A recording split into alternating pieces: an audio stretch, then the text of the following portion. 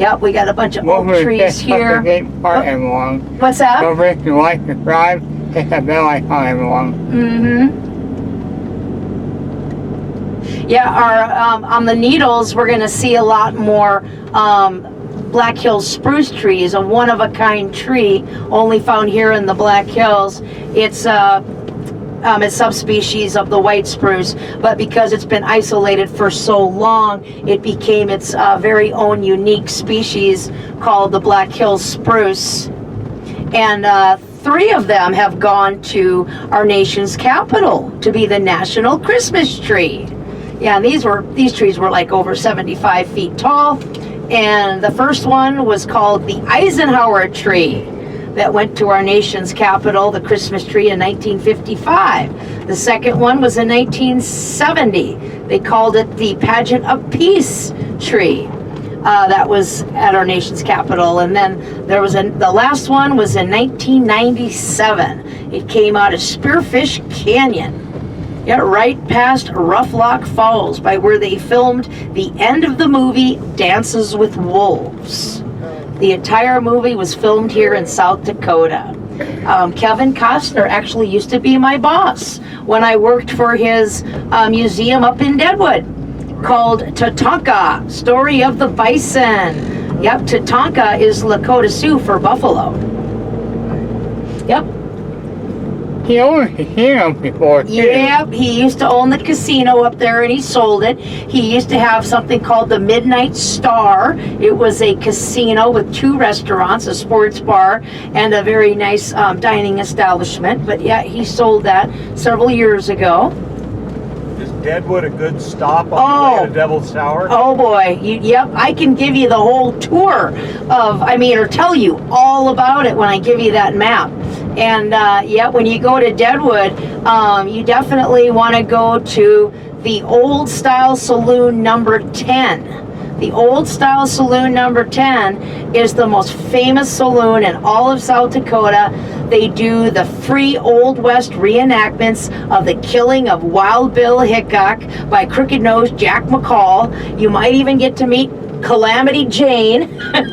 Calamity Jane and Wild Bill Hickok are buried up in the cemetery, amongst other famous Old West characters.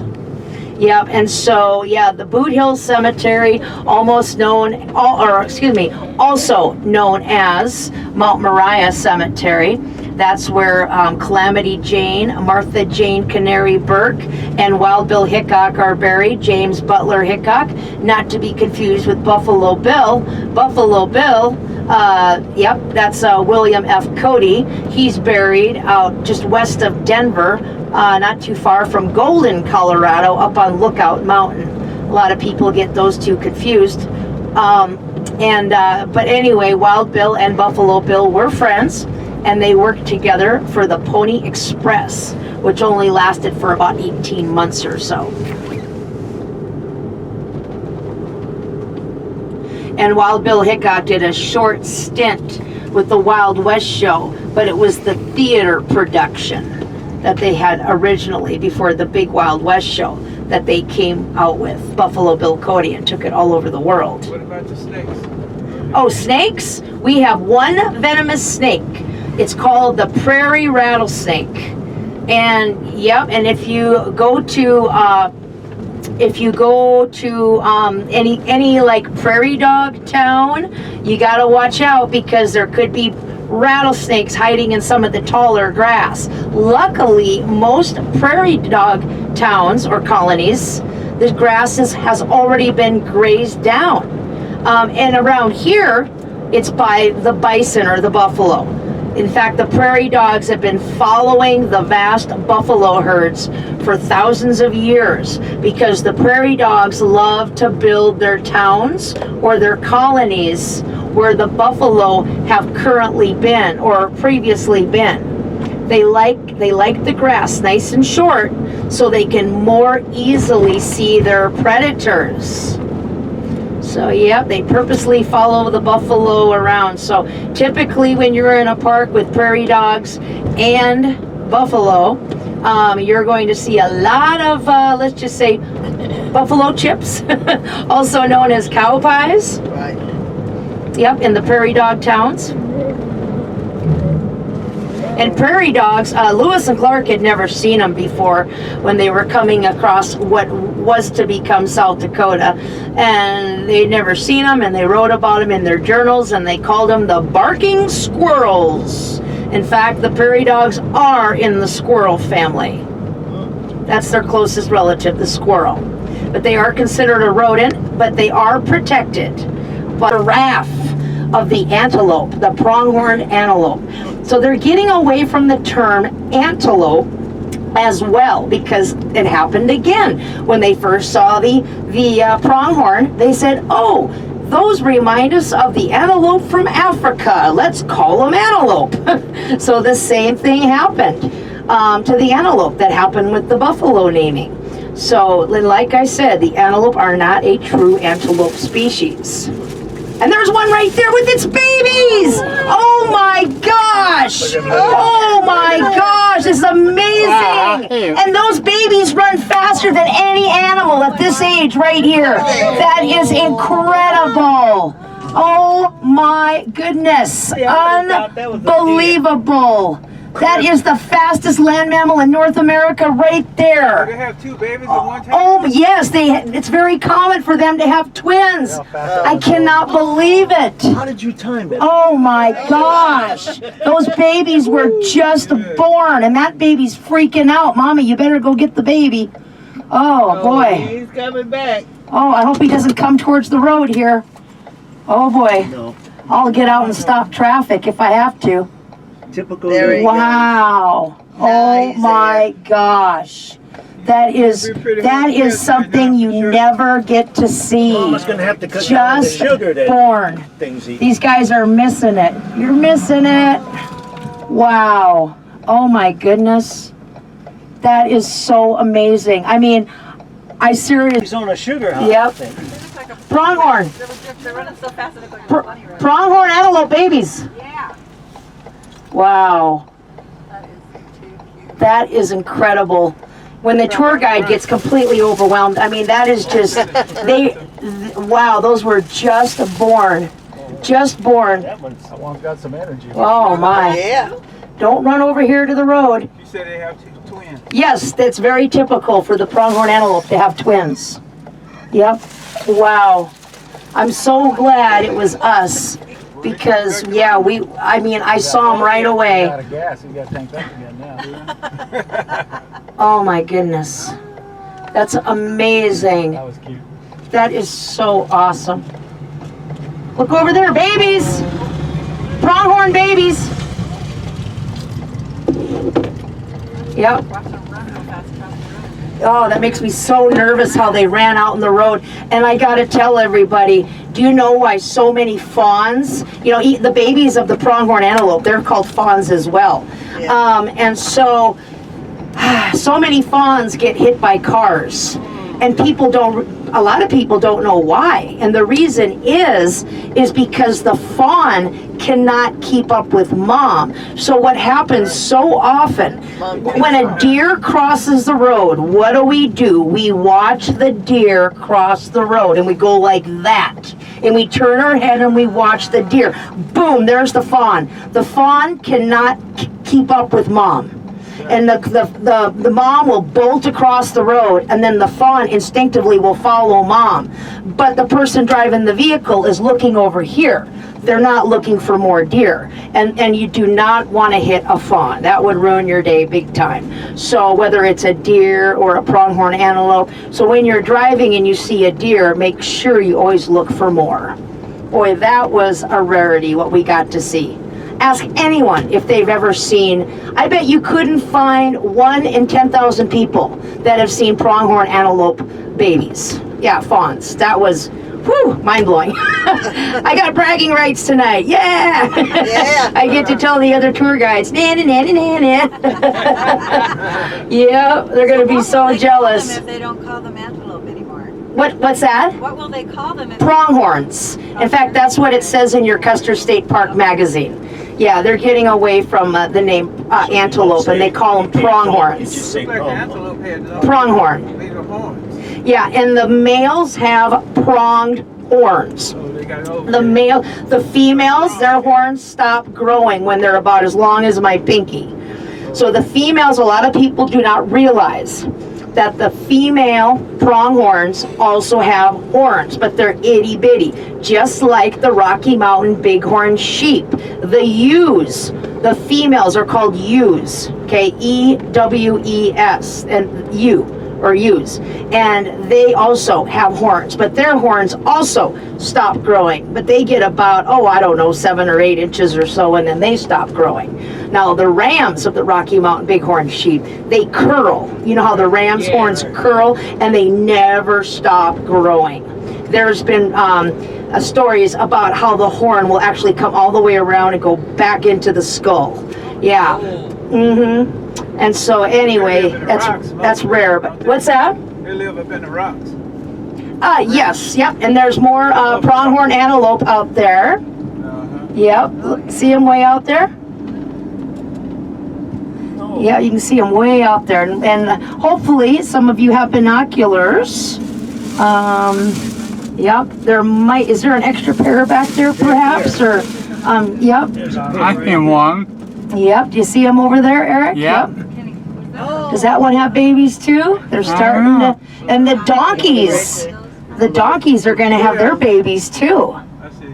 If anybody wants to borrow the binoculars, I've got some up here. We can borrow up here, or Eric, if he ever needs them, he can borrow these, and then you guys can borrow the ones there as well that Steve has. If anybody needs the binoculars, I'm the binocular man. There you go. All right. Wow. Boy, the wildlife loop is living up to its name. Yep, so we're on a mission to find buffalo, and we got to see 2 pronghorn babies. Oh my gosh, that was so cool. There's no bears up there. Oh, we don't have bears anymore. We used to. We used to have, all the different colors of bears, mostly black bears, but then we also have the grizzly bears.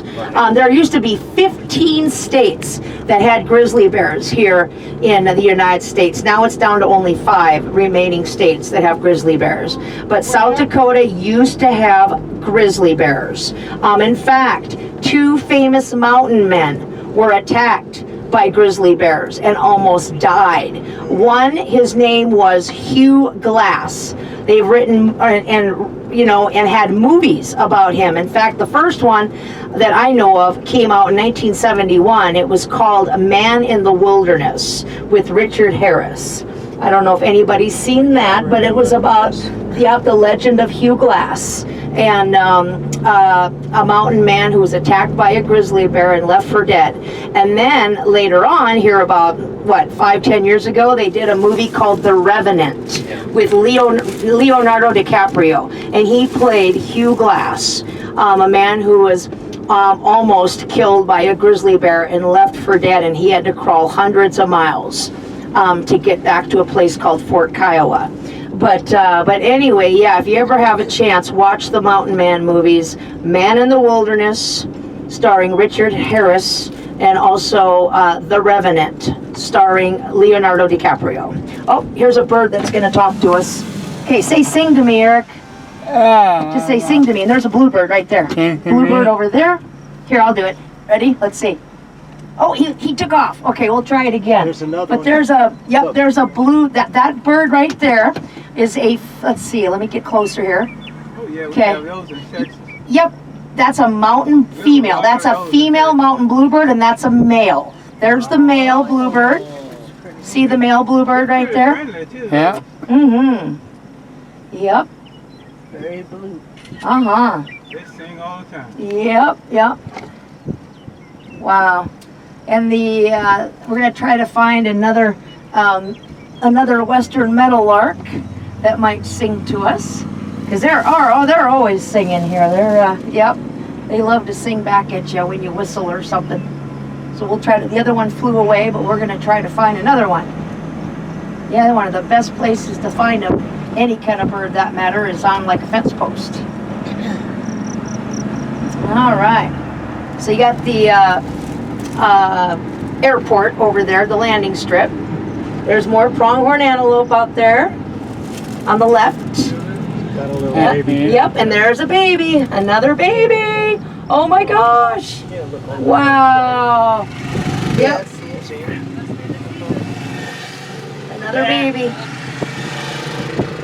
Oh, they're not, okay, the one guy I think saw it, but wow, that's awesome. Oh, he's got a lens there. yeah. Wow. Up close and personal Yeah, that's a good camera. Let's see, I wonder if it's just one. Yeah, wow. Hey, there's a couple more babies just down the road. She's still licking it off. Oh, wow, just born. Oh my gosh. Oh, that's Still- amazing. Said Because mama's so still often they licking it have clean. two. Yeah, wow, cool. Nice camera. So it was just born. Wow, just born. Oh, does anybody want to look through the binoculars at the baby just born? That's incredible.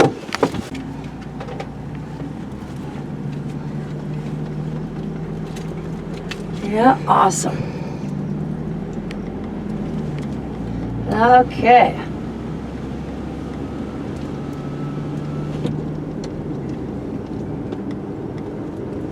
Yeah, and we were talking about grasses earlier. I was thinking of grasses, hedges, and rushes. There's rushes. There's this, oh, there's a turtle.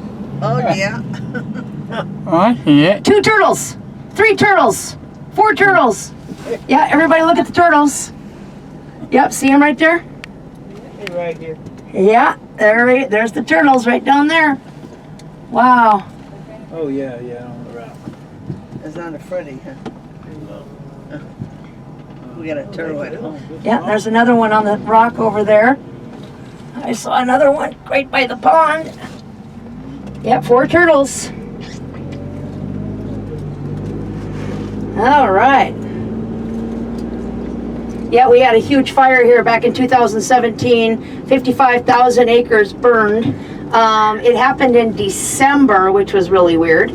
Obviously not lightning, but it was a downed power line caused by a tree that was killed by the mountain pine beetle. So the mountain pine beetle killed the tree, and then a gust of wind came up and knocked the tree down over the power lines and started the fire. And they thought the fire would just burn itself out, but it didn't. The wind picked up, and it was the first week of December in 2017. And then 55,000 acres later, they finally got it out.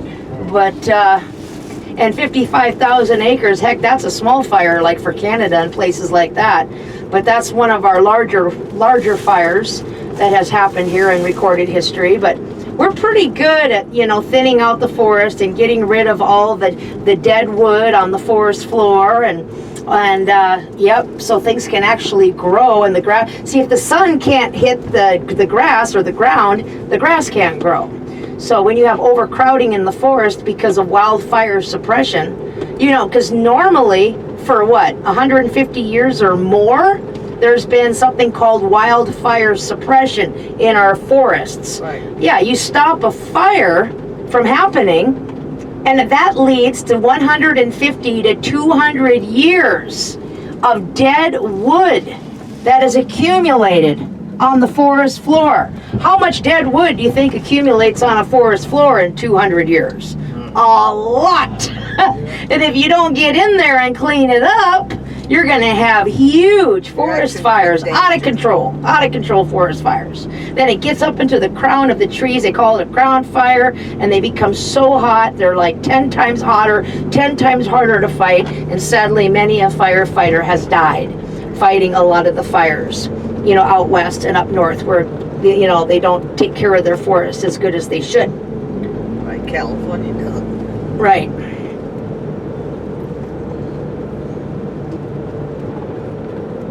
Yeah, and logging is one of our #1 industries, although we have 10 times more trees than we had over 100 years ago.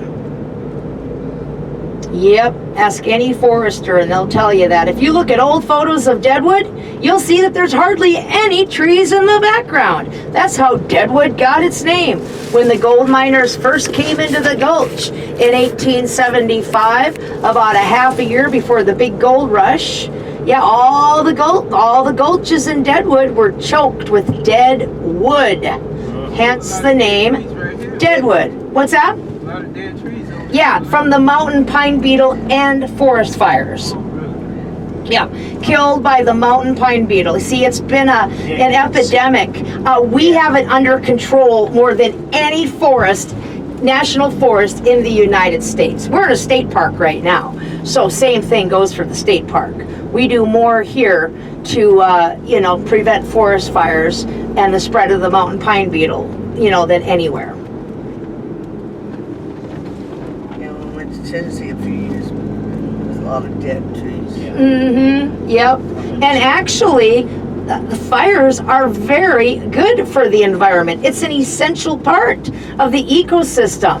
The fires and the ash from those fires, the ash actually puts nutrients into the soil, which makes the grass grow. And the fires get rid of all that dead underbrush, and it also gets rid of all the noxious plants and weeds that are not native to the area. See, the noxious weeds and plants and invasive species that are here, they push out all the native plants, so the native plants can't thrive. But once you do all the controlled burns like they do here, then all of a sudden all of the native plants can come back and thrive. Pretty awesome. And the most cost-effective way of eliminating the mountain pine beetle is to do the cut and chunk method. They just call it cut and chunk. The cut and chunk method. You cut down the tree, the infested tree that's been killed by the mountain pine beetle. You cut it down so it can't infest all the other trees, because the mountain pine beetle will just jump from tree to tree to tree and kill them all. So what you do is you cut down the tree, you cut them into approximately 1 to 2 foot chunks or logs, 1 to 2 feet, okay? And then you have to let the wood sit out. The sun will hit the bark, and when the sun hits the bark on those chunks of wood, that will make the bark fall off, which in turn kills the larvae of the mountain pine beetle. So that's the most cost-effective way of eliminating the mountain pine beetle, called the cut and chunk method. Works way better than pesticides. Whoa, get over there. Yeah, I'm always I'm always ready for anything there. I was getting ready to go that way.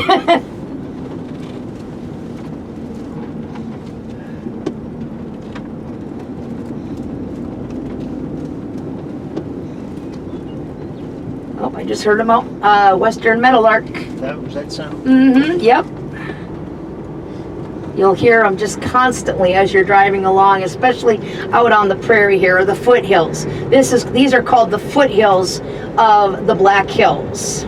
So kind of like on where the foothills are kind of where the kind of right in between the prairie and the Black Hills. Yeah, and South Dakota is also known for having the largest areas of grasslands in the world. There is more untilled grass here in South Dakota than anywhere else in the world. Yeah, so we have a major industry here. Agriculture. Agriculture is #1 in South Dakota. Mostly ranching in the western part of the state, mostly farming in the eastern part of the state, and so here in the Black Hills, it's tourism. Tourism reigns supreme in the Black Hills, but it's a close second in the entire state of South Dakota. But yeah, we are #1 in the world for bison production. South Dakota produces more bison or buffalo meat than anywhere else in the world. Now, even though Yellowstone has over 4,000 buffalo, we got that number beat by a long shot. Even though Yellowstone has the largest free-roaming, publicly owned herd, okay, we've got the second largest free-roaming, publicly owned herd, okay, in all of North America, all right? But if you add up all the buffalo in South Dakota, we have somewhere right now, it's around 60,000. If you add up all the buffalo, it's probably more, but add up all the buffalo on all the national parks, all the buffalo on the 9 Native American or Indian reservations, all the buffalo that are on private ranches, you know, privately owned bison ranches. We have more buffalo than anywhere else in the world, which is really cool. South Dakota has a lot of Guinness Book World Records as well, which is really cool. In fact, one of them is at a place called the Mammoth Site. The Mammoth Site is down by Hot Springs, or in the town of Hot Springs, South Dakota. And the Mammoth Site is known for having the largest concentration of woolly and Columbian mammoths ever found in the world. There's been over 64 giant beasts, ancient beasts called the woolly mammoths and the Columbian mammoths found. In fact, they went down into a sinkhole. Or do you see an animal? That's what we're looking. Oh, okay. If you see something, just holler out.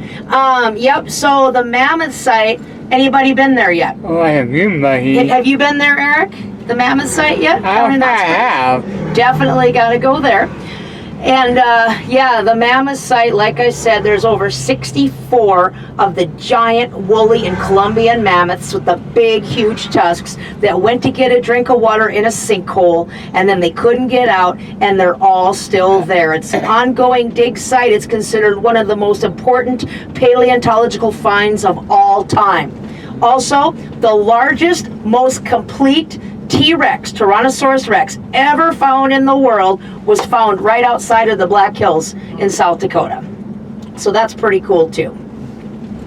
Yep, and if you walk into the Field Museum in Chicago, you'll get to see Sue the dinosaur, the largest, most complete T-Rex ever found. I'm going to run in here real quick to the visitor center. Actual motorcycle was just attached. Bless you. Okay. Yeah, we can see the Bison Center. We're almost there. Yeah. Yeah, it's the only thing in the park it's the only sign around here in the park that says Bison on it. The new Bison Center. Yep, I'm a-looking here. I'm a-looking. Oh, it's to the left. Oh, all the buffalo. Wow. A buffalo. Yep, about 1,000 of them.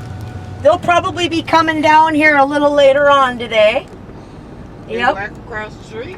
Yeah, right, way up there to the left. See them all up on the hill? Yeah. Yep.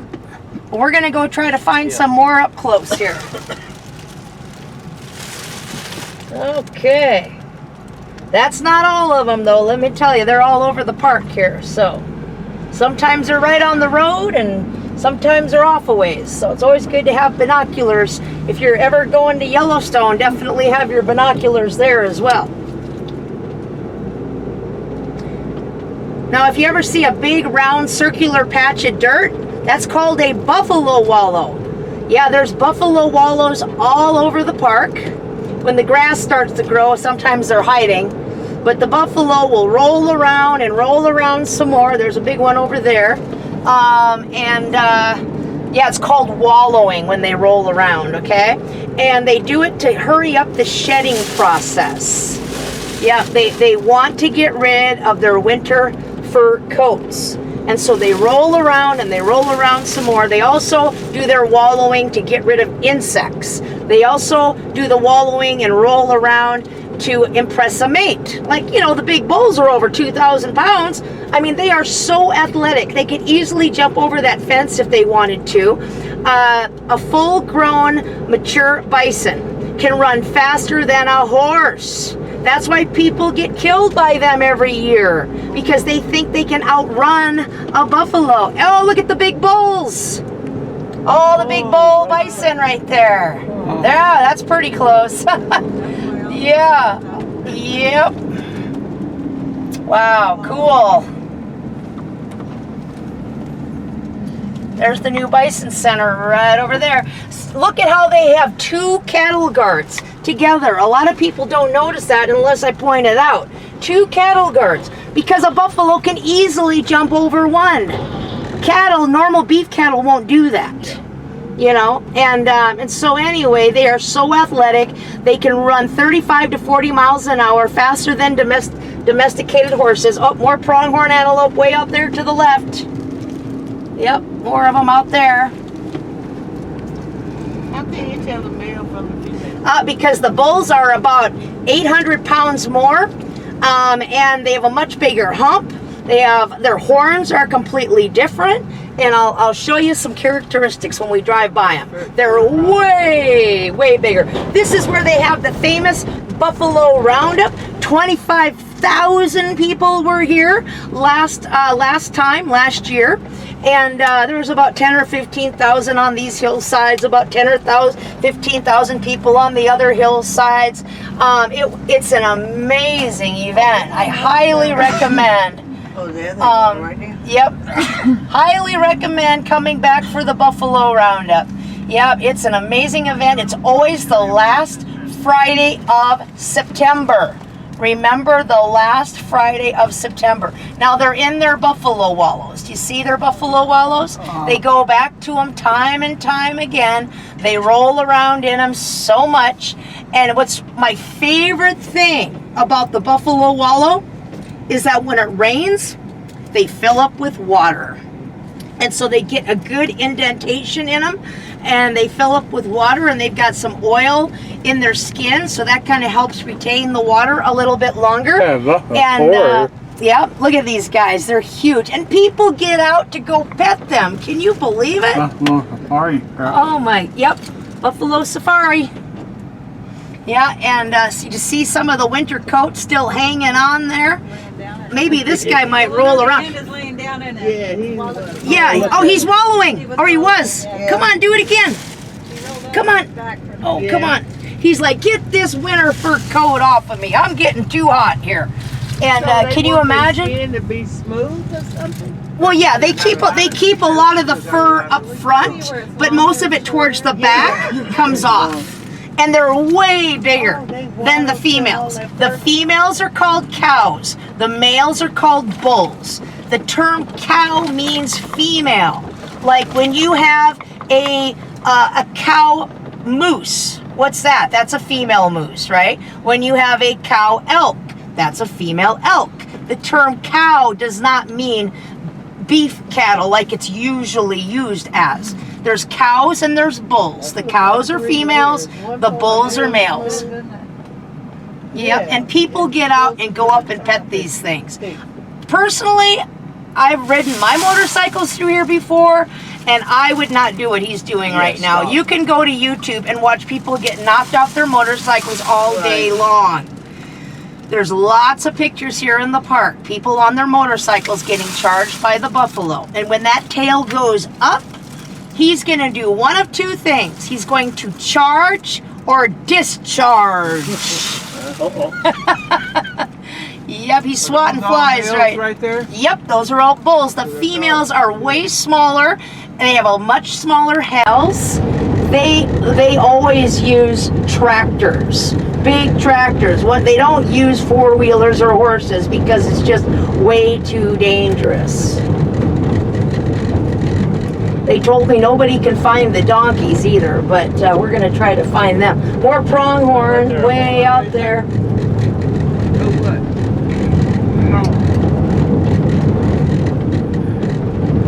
Sometimes the donkeys hide out down here, but let's see here.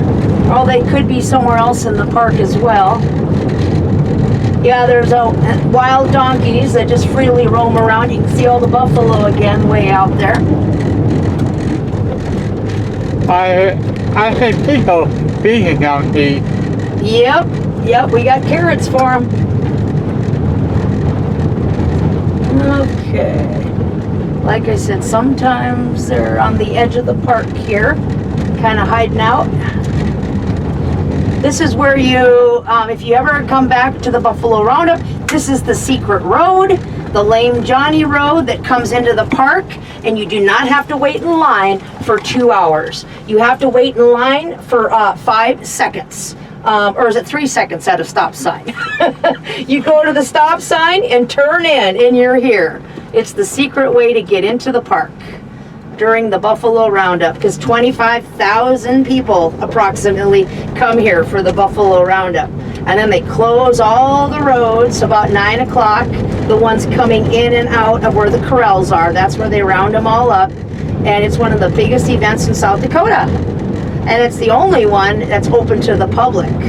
You know, that's this private, you know, a publicly owned herd that the park owns, just like Custer State Park and Yellowstone, publicly owned, paid for by the taxpayer.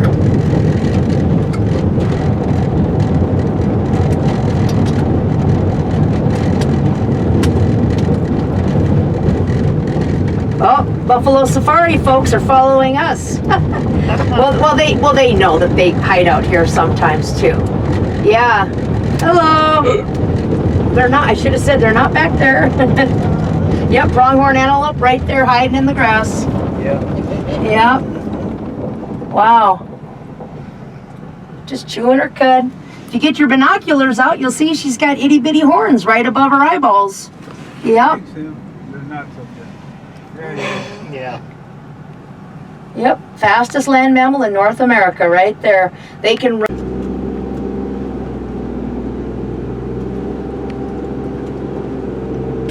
That flower's called liatris, the blue, the kind of purplish colored plant.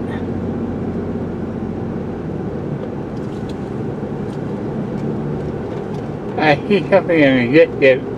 What's that? I see something in the distance. Oh, okay. Yep, in the distance there. Yep. All right. Yep, keep your eyes peeled. You never know what we're gonna find here. Oh, is that the donkeys? That's another a road that sometimes they go to. Where's my binoculars? I don't want to stop at the bottom of a hill. Let me see what that is out there.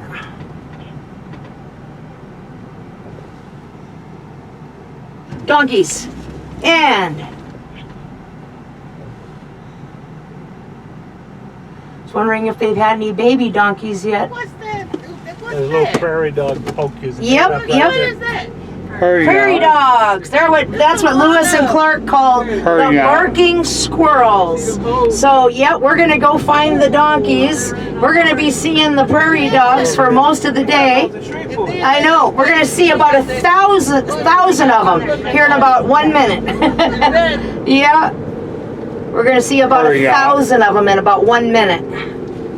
Okay, or more. They are protected in national parks and state parks because they benefit 100 animals. I think I might have mentioned that. Okay, I found the donkeys. The visitor center didn't know where the donkeys were either. I told them, I said, you guys got to get a phone so I can call you and tell you where all these animals are.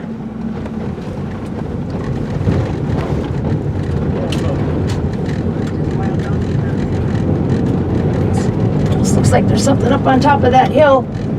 Okay, now if you want to stay in the vehicle and feed the donkeys, you can. See, look at we're surrounded by prairie dogs. And yep, there's probably 1 million prairie dogs here in the park. I'm not guessing, or I'm not I'm not kidding, I should say. I just saw a black-billed magpie bird, a very beautiful bird. Donkey's not native to here, is it? Well, okay, so these are the donkeys that were the descendants of the donkeys that visitors used to ride on up to the top of Black Elk Peak. But during the Great Depression, the trail riding company went broke. The trail riding company went broke. And they let the donkeys go during the Great Depression, and now the donkeys freely roam around the park. Oh, Lord. They don't look like they're hurting anything. Oh no, they're my friends. We're gonna get out and talk to them and feed them and everything else. Okay, okay. Hi guys, come on, it's Care Bear. Come on over. Come on over. I got my cowbell too to call them in. Okay. Now, like I said, if you want to stay in the safety of the vehicle, you don't want to really walk in the tall grass. Okay? Okay, but let me bring you the food, okay? You guys can stay here. Top, right. Because of rattlesnakes I was talking about before. Now the rams have the curled horns. The female's horns stop growing. Okay, I'll be able to tell here real soon. The ones that